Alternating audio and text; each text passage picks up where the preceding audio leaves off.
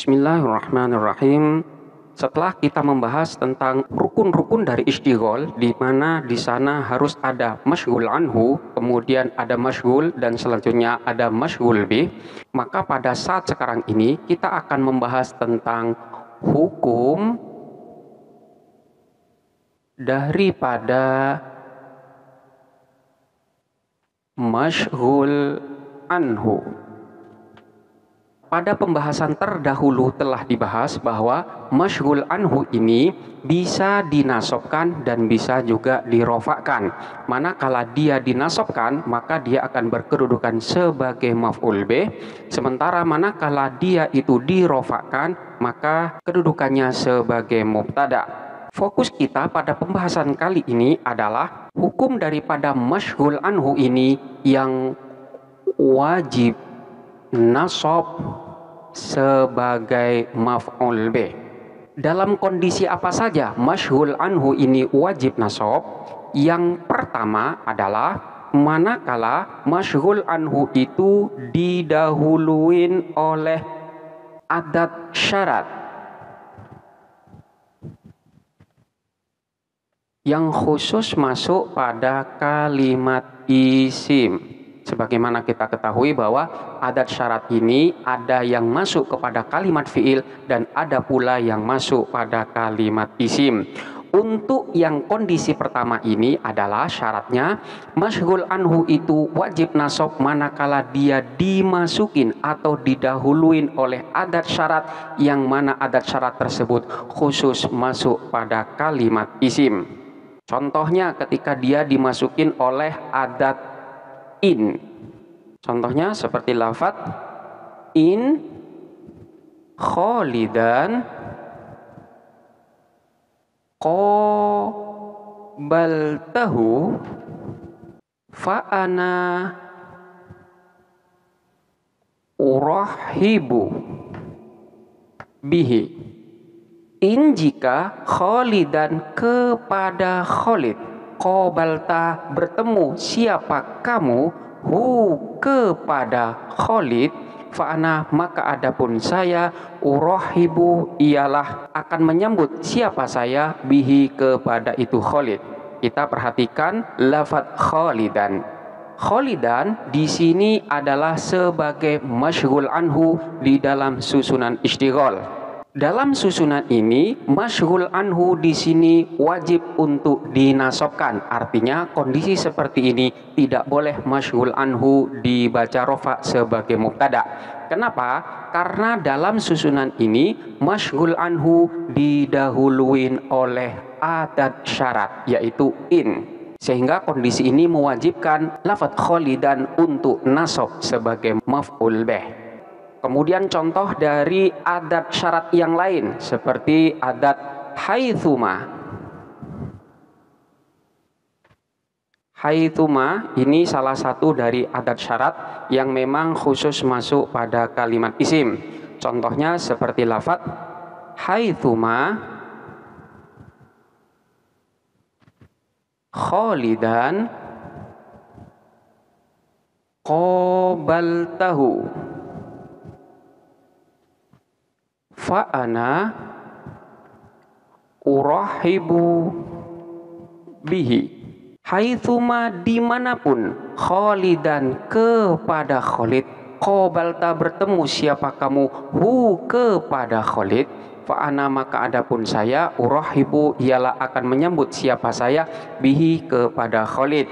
Sebagaimana contoh yang pertama tadi, bahwa lafaz khalidan di sini adalah merupakan masyghul anhu di dalam susunan istighol yang kondisi ini mewajibkan dia untuk dibaca nasab sebagai maf'ul bih dan tidak boleh dirofakan sebagai mubtada karena lafaz khalidan di sini didahuluin oleh adat syarat yang khusus masuk pada kalimat isim. Jadi kedudukan daripada lafadz kholidan ini sebagai maf'ul bih dari amil yang dibuang, yaitu takdirannya adalah haitsuma qabalta kholidan qabaltahu fa ana urahibu bihi. Haitsuma dimanapun qabalta menemui siapa kamu atau bertemu siapa kamu kholidan kepada Khalid, qabalta bertemu siapa kamu hu kepada Khalid, fa ana maka adapun saya urahibu ialah akan menyambut siapa saya bihi kepada itu Khalid. Ini adalah kondisi yang pertama yang mewajibkan masyghul anhu dibaca nasab sebagai maf'ul bih. Kondisi yang kedua yaitu manakala masyghul anhu di sana didahuluin oleh adat istifham. Yang mana adat istifham di sini dikhususkan masuk kepada kalimat fi'il. Maksudnya, adat istifham ini memang bisa masuk pada kalimat isim dan fi'il. Akan tetapi, manakala di dalam satu susunan kalimat terdapat isim dan fi'il, maka yang lebih berhak jatuh setelah adat istifham ini adalah kalimat fi'il. Jadi artinya lebih diutamakan kalimat fi'il daripada kalimat isim. Jadi sekali lagi, kondisi yang kedua yang mewajibkan masyghul anhu wajib dibaca nasab adalah manakala masyghul anhu itu jatuh setelah adat istifham. Jadi kalau yang pertama itu jatuh setelah adat syarat, yang kedua ini adalah manakala dia jatuh setelah adat istifham yang lebih utama masuk pada kalimat fi'il daripada kalimat isim selain hamzah istifham.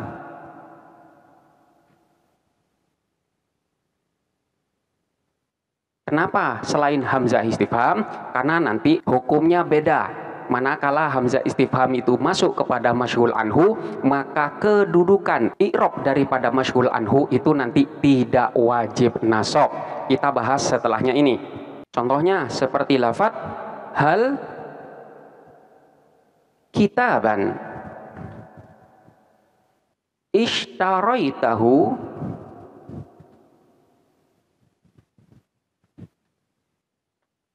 hal apakah kitaban kepada kitab ishtaraita telah membeli siapa kamu hu kepada kitab.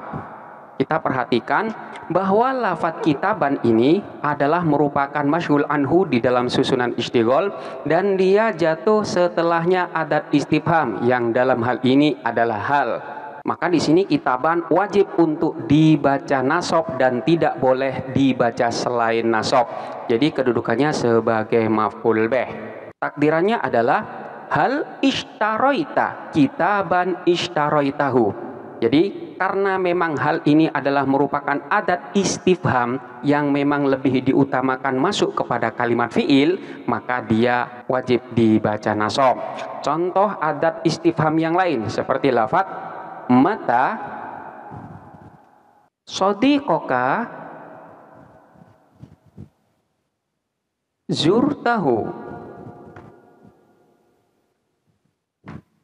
Mata kapan shadiqoka kepada temanmu, zurta mengunjungin siapa kamu hu kepada shadiqok. Lafadz shadiqok ini adalah masyghul anhu yang wajib nasab karena memang dia jatuh setelah adat istifham yaitu mata. Di sini shadiqok tidak boleh dibaca rofa sebagai mubtada karena di sini kondisinya mewajibkan dia untuk wajib dibaca nasab sebagai maf'ul bih. Takdirannya adalah mata zurta shadiqoka zurtahu. Mata kapan zurta berkunjung siapa kamu atau mengunjungin siapa kamu shadiqoka kepada temanmu, zurta mengunjungin siapa kamu hu kepada shadiqok. Contoh yang lain seperti lafadz aina al-qalama wajadtahu.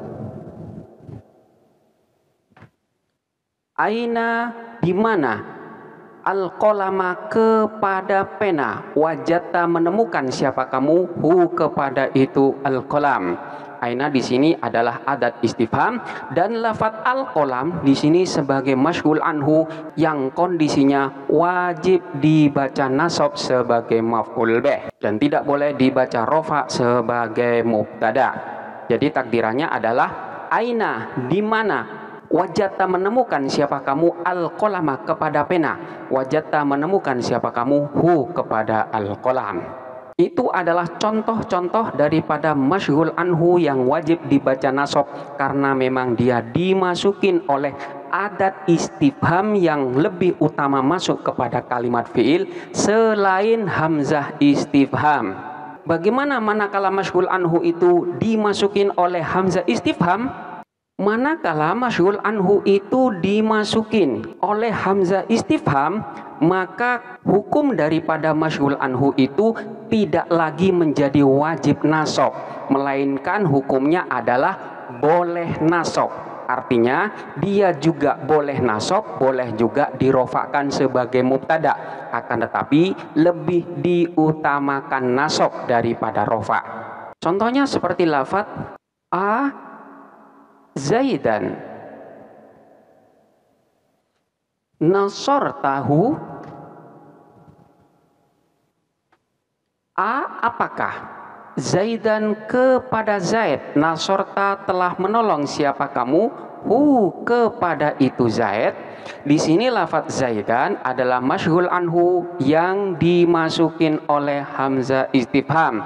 Maka di sini boleh dinasabkan sebagai maf'ul bih dan boleh juga dirofakkan sebagai mubtada. Jikalau dirofakkan maka kalimatnya akan menjadi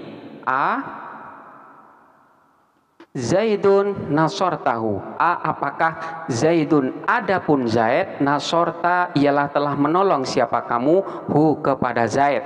Jadi Zaid ini akan menjadi mubtada, sementara lafadz nasortahu ini akan menjadi khobarnya, khobar jumlah fi'liyah. Akan tetapi dari dua susunan ini yang lebih diutamakan adalah susunan yang pertama, yaitu menjadikan lafadz Zaid sebagai maf'ul bih dan dia dinasobkan. Contoh di dalam ayat Al-Quran seperti lafadz faqalu abasyaron minna wahidan nattabi'uhu inna idzan dhalalin wa syu'ur. Faqalu, kemudian mereka berkata, apakah basyaron kepada manusia, minna dari kami, wahidan yang satu, nattabi'u akan mengikutin siapa kami, hu kepada itu basyar, inna sesungguhnya kami, idzan kalau begitu, lafi dhalalin niscaya berada di dalam kesesatan, wasyu'urin dan kegilaan. Kita perhatikan lafadz basyaron. Di sini lafadz basyaron berada di dalam susunan isyghal, di mana lafadz basyaron di sini dinasabkan sebagai maf'ul bih. Pada dasarnya dalam susunan ini lafadz basyaron ini boleh dibaca dua, yaitu boleh dinasabkan sebagai maf'ul bih dan boleh pula dibaca rofa sebagai mubtada, karena memang lafadz basyaron yang merupakan masyghul anhu ini didahuluin oleh hamzah istifham. Jadi manakala masyghul anhu itu didahuluin oleh hamzah istifham, maka dia boleh dibaca dua, yaitu boleh dibaca nasab sebagai maf'ul bih dan boleh pula dibaca rofa sebagai mubtada. Namun lebih utama untuk dibaca nasab sebagai maf'ul bih. Kemudian kondisi yang ketiga yang mewajibkan masyghul anhu itu dibaca nasab sebagai maf'ul bih, yaitu manakala didahuluin oleh adat tahdid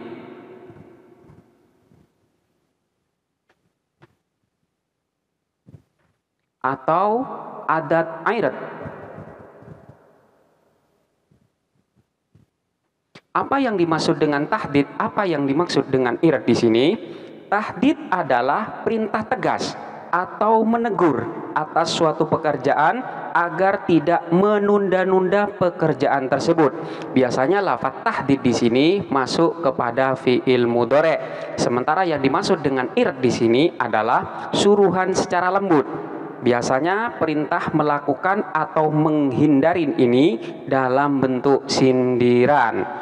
Lafaz-lafaz daripada adat tahdid atau adat irad itu adalah ala atau halla atau alla. Selanjutnya adalah lauma. Manakala masyghul anhu ini didahului oleh salah satu daripada adat ini, maka masyghul anhu wajib dibaca nasab. Contohnya seperti lafaz alla ad-darsa tudzakiruhu. Allah mengapa tidak ad-darsa kepada pelajaran itu. Tudzakiru mengulang atau mempelajarin kembali siapa kamu hu kepada ad-darsa. Di sini lafaz ad-darsa kedudukannya sebagai masyghul anhu yang dalam susunan ini wajib dibaca nasab sebagai maf'ul bih dan tidak boleh dibaca rafa sebagai mubtada, karena masyghul anhu di sini didahuluin oleh adat tahdid yaitu Allah. Kalimat ini seolah-olah merupakan kalimat tanya, yaitu kenapa kamu tidak mempelajarin kembali pelajaran itu. Padahal sesungguhnya kalimat ini merupakan perintah tegas bahwa kamu harus mempelajarin pelajaran itu. Ini yang dimaksud dengan tahdid. Contoh yang lain seperti lafaz halla as-sadiqa akramtahu. Halla mengapa tidak as-sadiqa kepada teman, akramta memuliakan siapa kamu hu kepada itu as-sadiq.